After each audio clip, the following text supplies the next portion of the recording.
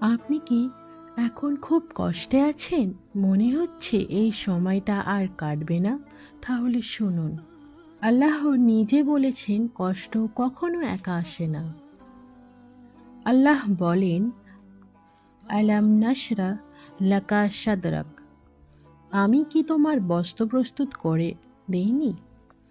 জীবনে এমন সময় আসে যখন বুক ভারী লাগে, শ্বাস নিতে কষ্ট হয়, মনে হয় সব চাপ একসাথে এসে পড়েছে। ঠিক তখনই আল্লাহ মনে করিয়ে দেন, আমি তোমার বুক হালকা করে দিয়েছি। তারপর আল্লাহ বলেন, ওয়া ওয়া দানা আনকা উইজরাক, আমি তোমার বোঝা হালকা করে দিয়েছি।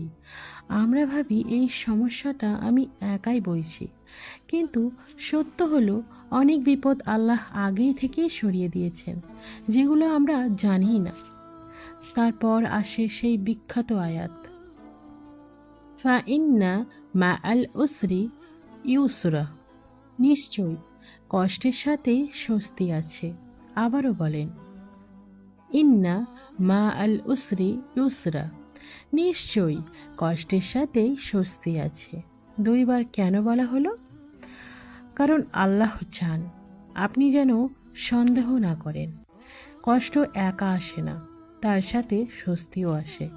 হয়তো এখন আপনি শুধু কষ্ট দেখেছেন, কিন্তু বিশ্বাস করুন, আপনার জীবনের কোথাও স্বস্তি প্রস্তুত হয়ে আছে। এই সূরা আমাদের শেখায় কষ্ট স্থায়ী নয়, আল্লাহর পরিকল্পনা বড়। তাই আজ যদি চোখে পানি থাকে, মনে রাখুন এই কান্নার পরই কিন্তু হাসি আছে।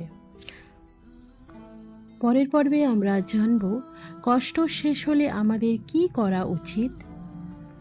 ভিডিওটি শেষ অবধি দেখার জন্য অনেক অনেক ধন্যবাদ। আমার ভিডিওটি যদি ভালো লাগে, লাইক কমেন্ট শেয়ার করতেও ভুলবে না। এরকম আরও ইসলামিক ভিডিও জানতে হলে কিন্তু আমার চ্যানেলটিকে অবশ্যই অবশ্যই সাবস্ক্রাইব করতেও ভুলবে না। দেখা হচ্ছে পরের ভিডিওতে। Thanks for watching.